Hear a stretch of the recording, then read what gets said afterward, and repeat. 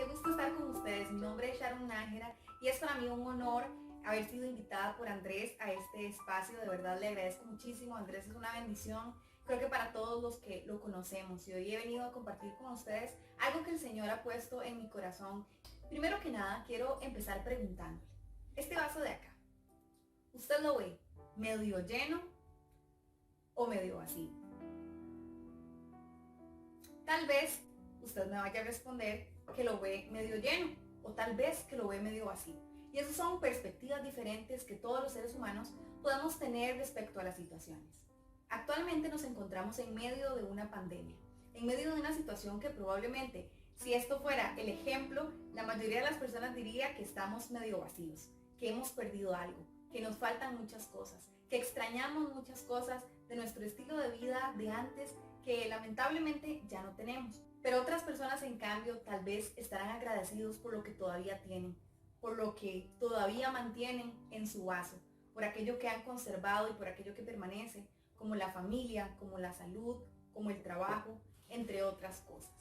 Quizá el término pandemia sea un poco fuerte para usted y para mí, y está claro porque probablemente no habíamos vivido una situación como esta antes. En este momento nos encontramos en medio de una pandemia y se llama el coronavirus, que sin duda alguna ha venido a asustarnos, a preocuparnos y a sacarnos de nuestra zona de confort, a movernos el piso, como dicen, a sorprendernos y hacer que de una u otra forma tengamos que cambiar nuestro estilo de vida. Esto no es un juego, no es un chiste, es algo verdaderamente importante. Y como cristianos no podemos tapar el sol con un dedo y hacer como si nada estuviera pasando. Tenemos que ser realistas y saber enfrentar esta situación. Este es un tiempo donde las personas probablemente más que nunca se están cuestionando la existencia de Dios. ¿Y qué vamos a hacer nosotros como cristianos? ¿También vamos a cuestionarlo?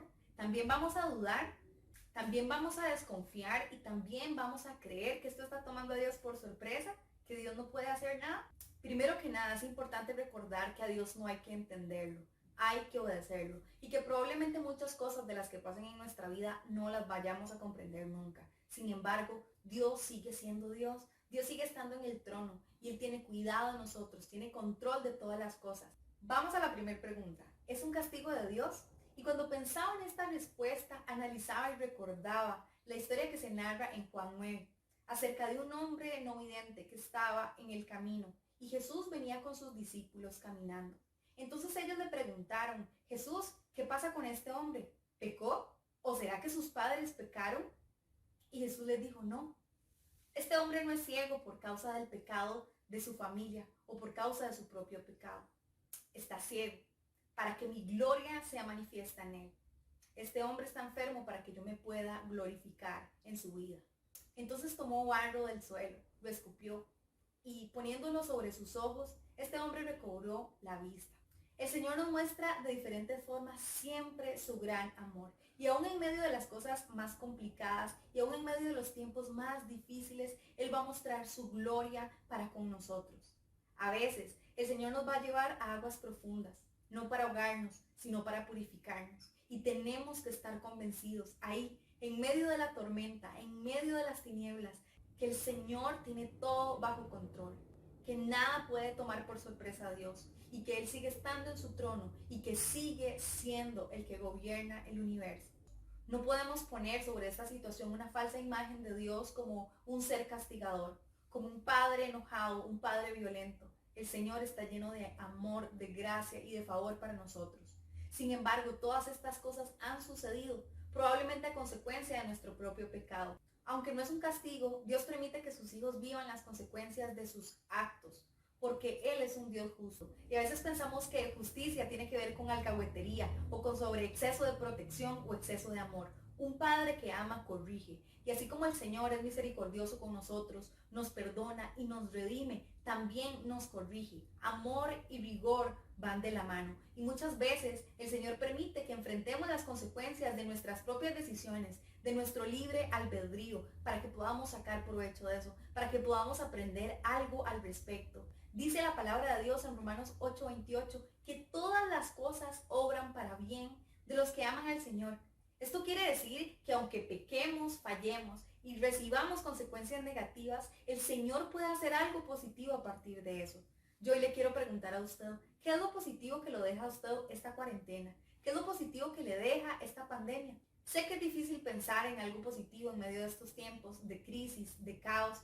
Es muy fácil ser cristiano en la iglesia, levantar las manos y ser testimonio donde todos los demás llegan a adorar y escuchar la palabra. Pero el verdadero cristiano se prueba en la cancha, en la vida real, en tiempos como los que estamos viviendo.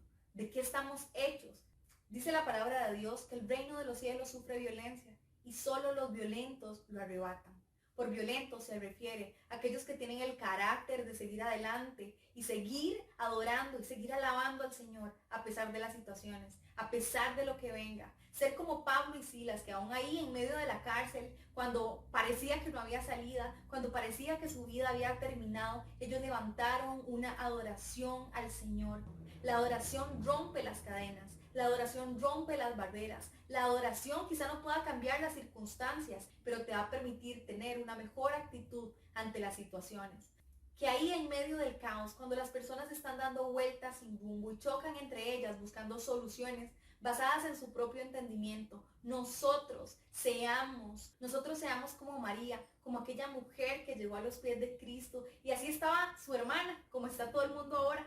Marta estaba preparando la comida, estaba haciendo los quehaceres y le dijo al Señor: Jesús, ¿no ves que mi hermana no me está ayudando? ¿Qué vas a hacer? ¿No ves que María está ahí tirada a tus pies mientras yo hago todo el recibimiento y toda la celebración porque tú estás aquí? ¿No vas a hacer nada al respecto?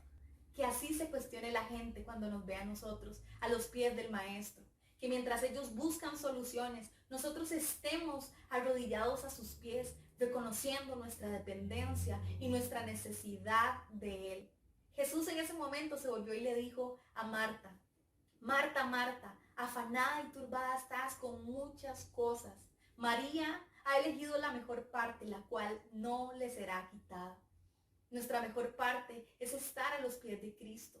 No es seguir llenando nuestra cabeza de información, no es seguirnos cuestionando qué es lo que está pasando, no es buscar soluciones basadas en nuestro criterio, es estar a los pies del Maestro. Porque ¿a quién iremos si no es a Él? Si solo Él tiene palabras de vida, ¿dónde encontraremos un lugar más seguro si no es a los pies del Señor? Ahora, otra pregunta muy común es, bueno, pero ¿por qué está pasando esto? Desde el principio, Dios ha permitido que sucedan cosas para llamar la atención de los hombres. Aunque Dios lo ha permitido, el humano es quien lo ha provocado. Desde Adán y Eva vemos cómo el pecado trae consecuencias. Pero como todo obra para bien, aún las consecuencias de nuestro propio pecado, el Señor las usa a su favor para llamar nuestra atención. Dice su palabra en Salmo 93, vuelves al hombre hasta ser quebrantado y dices, convertíos, hijos de los hombres. El Señor nos está dando una oportunidad de que nos volvamos a Él. El Señor quiere que volvamos nuestro rostro a Él, no porque Él necesite nuestra atención o Él nos necesite a nosotros, sino porque somos nosotros quienes lo necesitamos a Él.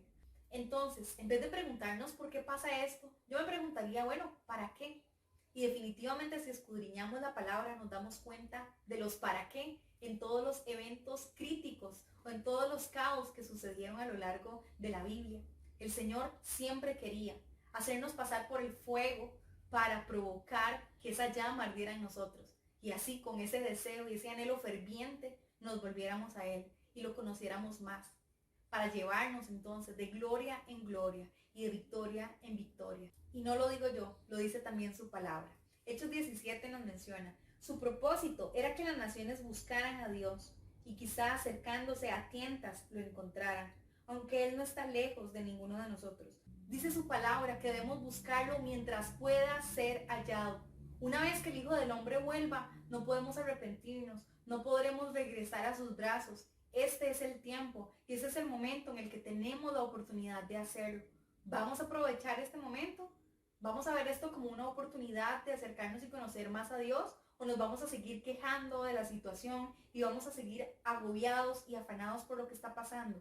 ¿Vamos a comportarnos como verdaderos cristianos en un mundo lleno de caos, de crisis, de crítica hacia Dios, hacia la religión, hacia lo que creemos? ¿O vamos a levantar bandera de victoria y vamos a mostrarle al mundo quiénes somos en Cristo Jesús? Y no para gloriarnos nosotros mismos, sino para darle gloria a quien gloria merece. ¿Vamos a quedarnos callados en medio de esta situación? ¿O vamos a declarar el nombre de Dios. Vamos a alabar y a glorificar su nombre.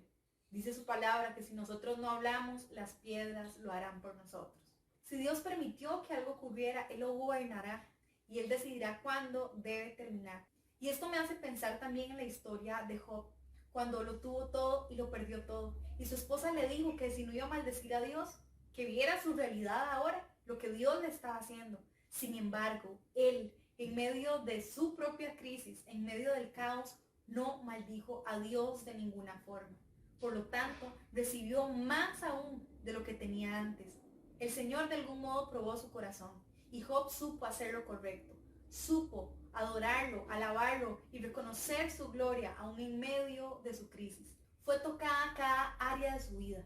Lo perdió prácticamente todo y cualquiera pensaría que era su fin. Sin embargo, el Señor estaba a punto de hacer algo nuevo, como nos dice su palabra. Y por causa de la actitud de Job en medio de esos tiempos difíciles, el Señor le devolvió el 100 por 1.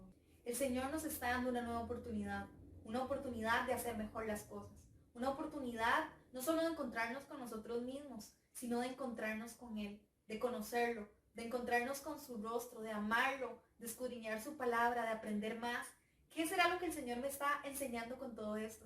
¿Qué es lo que el Señor me quiere decir en medio de esta situación? Dice su palabra que esta leve y momentánea tribulación temporal produce en nosotros un mayor y eterno peso de gloria. ¿Voy a salir de esta cuarentena siendo la misma persona? ¿O voy a salir con un mayor y eterno peso de gloria encima? Dice la palabra de Dios que gente que crece en lo secreto es recompensado en público. Ojalá que cuando usted vuelva a sus quehaceres, que cuando usted vuelva a su trabajo, que cuando usted vuelva a retomar sus actividades, la gente pueda ver en usted algo diferente. Ese mayor y eterno peso de gloria que consiguió en la presencia del Señor. Dice su palabra, puede fallarme la salud y debilitarse mi espíritu, pero Dios sigue siendo la fuerza de mi corazón. El consuelo de Dios es inquebrantable y en medio de una situación tan compleja como esta, no hay absolutamente nada en el mundo que nos pueda dar mayor confort, mayor paz y ser nuestro refugio seguro como lo es el Señor. Dice su palabra que Él es la paz que sobrepasa todo entendimiento, que Él es la paz que el mundo no da. Y finalmente tal vez usted se pregunte, bueno, sí, qué bonito todo, pero no sé cómo enfrentar esta situación. Bueno, primero que nada, lleve sus ansiedades a la presencia del Señor. Consulte su palabra. A veces queremos recibir la respuesta de parte de Dios, pero no nos damos la oportunidad de escucharlo a través de su palabra. Alabe su nombre, exáltelo, en medio de un tiempo en donde solo se escuchan gritos de angustia, que su grito sea de júbilo, que su grito sea de gozo, que su alabanza esté de continuo en su boca. Sea agradecido. Cuando somos agradecidos, estamos sembrando para recibir después la recompensa de nuestra gratitud. Dice el Salmo 94, 19, cuando en mí la angustia iba en aumento, tu consuelo llenaba mi alma de alegría. Quizá todas estas dudas que nos hacemos tienen la misma intensidad de las cuestionantes que le hacían a Jesús cuando se suponía que era el hijo del Mesías y no podía bajarse de la cruz, cuando no podía defenderse a sí mismo. Aquellas dudas que llenaban la mente de sus discípulos cuando ellos sabían que el Señor tenía el poder de hacer algo y no lo hacía. Bueno, había un propósito. Hoy, más de 2000 años después de aquel acontecimiento, seguimos glorificando el nombre de Dios. Seguimos reconociéndolo como nuestro Señor y Salvador. ¿Quién hubiera pensado que aquel hombre que cargó su propia cruz y que fue crucificado como un ladrón sería verdaderamente el Hijo de Dios? Y hoy estaría sentado a la derecha del Padre. Asimismo, es probable que la mayoría de personas no puedan creer o entender cómo el Señor va a sacar algo bueno de esta situación. Pero no deje que la desesperanza llene su corazón. Recuerde que el Señor es nuestra esperanza de gloria. Esta es una roca firme bajo nuestros pies. No es frágil, no es de arena. Es nuestra roca eterna, que es Cristo Jesús. Y aunque nuestro vaso un día llegará a estar totalmente vacío, Él sigue siendo nuestra esperanza de gloria.